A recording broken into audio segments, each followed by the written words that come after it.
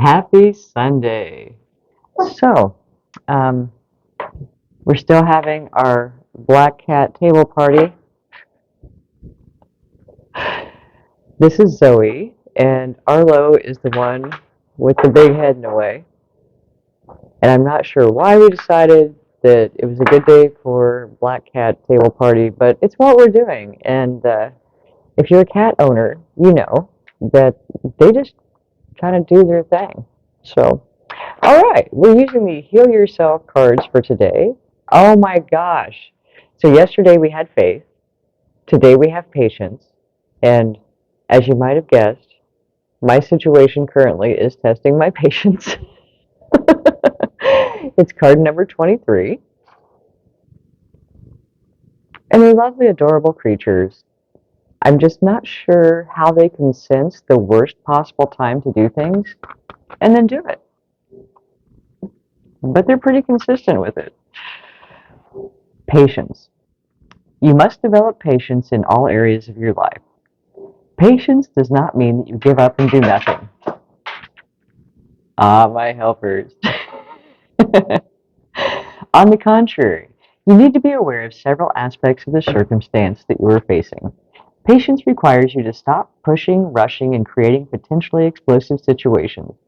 Instead, it asks you to see the bigger picture and become aware of the ingredients that might be missing. If you are impatient with a particular person, instead, give them space. Avoid jumping to conclusions and making up dramatic stories about a person or a situation without being aware of all the details. You have an opportunity to let go of judgment. Always look for the truth of the situation, not what someone is saying or doing, but why. Patience can also be connected to a health condition you're recovering from, a new diet or an exercise program you've embarked on, or a new course of study you may have begun. If you didn't see the Saturday reading on faith, this is so in line because now we're talking about patience, and that's what came up in faith is that we struggle sometimes with patience. And especially when we're working on something that's very important to us, or another big um, challenge with patience is comparison.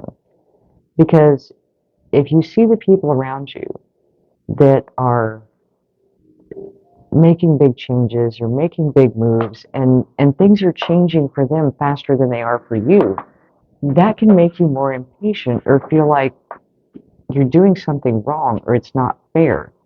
And so if you see someone who's having success at the thing that you're not making as much progress with, reach out to them. Maybe that's the missing ingredient and they can help you in putting the right ingredients in place that will actually get you to make faster progress. Sometimes it's just about making sure that we're ready for what's coming in for us because that may be the missing ingredient where we want this thing or we desire this position, and yet there's something in us that's not quite ready for it yet. We have another lesson to learn or another skill we need to develop. It may be through a life situation that's not work related that teaches us this element that we'll need to use in the place that we're wanting to get to be successful there. And without that, we'll get to the dream and then blow it because we weren't ready. And so, in the process of achieving our dreams, of achieving our goals, of we're encouraged to embrace and enjoy the journey because that's going to help with the patience aspect. A lot of times, the reason we get impatient is because we have labeled that place happy. When I get that job, I'll be happy. When I date that person, I'll be happy. When I get that house, I'll be happy. Well, if we feel like our happiness and joy in life hinges completely and entirely on this outcome, one, we're going to be really antsy for it to come through, and two, we've delayed our happiness. We're choosing to not be happy until we're there, whether we mean to or not. But, this thing is going to solve all my problems. Probably not. If we can learn in the space in between When we're going from point A to point B, don't put the rest of your life on hold. Don't put your happiness on hold. I encourage you, especially in that uncertain place in between, look for every bit of joy, happiness, and things that you can be grateful for and celebrate them. Find something that you really enjoy that you can just make even better. Focus on what you can do today to be happy, or focus on the things in your life that make you happy every day. Because sometimes the reason the thing that we want is delayed is because the universe, God, source, is waiting on us to appreciate what we already have, to learn how to live in the present moment, to learn how to enjoy and experience life as it's happening, instead of setting this future point and saying that, my life will be great when this happens. And it's like the gratitude and the universe saying, look, why would we give you this when you haven't even learned to enjoy this or appreciate this? And so many times we're striving, striving, striving because we believe that happiness is over there. And it's not. Happiness is right here. And it's available to us in every moment. But we've conditioned ourselves to think that we can't be happy until. We can't be happy until. And if you've ever seen people who are, affected by natural disasters or, something just horrendous has occurred, they can't change it.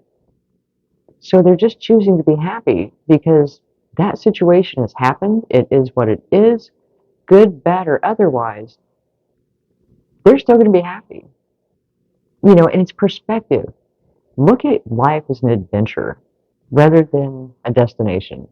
Because the more we enjoy and appreciate every day to day thing, every day to day moment, the more will be given, the more that will be brought into our lives because we're showing this great appreciation for what we already have. And when you're in that high vibration and you're not all stressed out and striving and pushing and forcing and fighting, life's pretty good. It's fun. So if you can be satisfied with where you are and still be, have the desire for more, be taking the baby steps to bring that more into your life, but still be grateful for where you're at. If we hate where we're at and we're not going to be happy till we get over there, that patience, that's going to be one of the lessons you learn in the process, because until we learn to really embrace where we are, who we are, how we are, it seems like that thing is always off in the distance because we're not enjoying the journey. And I think that's part of the wisdom that we're supposed to bring into this new year, is to learn to really appreciate where we're at and reflect on what it took to get there. Who did we become in the process? How has that equipped us for moving forward to where we want to be, where we desire to be? And take a moment to be grateful. So, wherever you're at, whatever you'd like to acquire, become, have, do, take stock of where you are right now and find 5 things that you're grateful for. Anything, 5 things. And express your gratitude to God, Source, Universe for those 5 things. Write them down. Do it every day, 2 or 3 times a day. The more the better. And really appreciate where you're at now, because that's going to lay the foundation for bringing in much bigger and better things. And you won't feel that impatience so much when you learn to appreciate every moment of every day for what it brings. I hope this helps. I will talk to you soon. Love and light. Hey, so I am excited to announce that the 21-day Reinvent Yourself Challenge is kicking off on January 21st. It's $21, so it's affordable.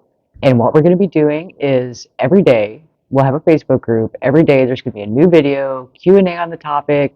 We're going to touch on how to make things stick, how to make new habits stick, really going into this energy of not just having a resolution, but reinventing yourself in the way that you always dreamed you could. And we're going to inner child healing, so many topics in 21 days we're going to cover so that at the end of that 21-day period, not only will you have a roadmap to success, but you will have the inner knowing that you can make these changes stick, and create the life that you really want for yourself. So, registration is open, and really the reason that we're doing it on the 21st, I love the energy because the 21st is the new moon. It's the new moon in Aquarius, which is all about reinventing yourself, your authenticity, showing off your eccentricity, really being you, letting that freak flag fly. So this energy is so supportive. And on the 22nd, all planets go direct. No more retrogrades. We've got a nice chunk of time where the planets are going to be direct. None of that backward, slow down movement. If you watch the full moon in Cancer reading, I went into some of this on there, but then the 22nd is the Chinese New Year. So, I mean, it's perfect for a fresh start. Perfect energy for a fresh start. So we're going to kick off on Saturday the 21st. Um, Once you sign up, you'll get an email that has information in it. Basically, go to the Facebook group, request to join. It's going to open on the 20th. So on the 20th, you'll have access to the Facebook group. We'll do introductions. Everybody gets kind of getting ready, and then the 21st we'll kick it off and start our 21-day journey to reinventing ourselves for 2023. So if you are interested, if you really, really feel like it's time to make these changes, it's time to become the best you, go to the website. It's under packages. It'll say 21-day reinvent yourself challenge. Click on that. I will see you there. Love and light.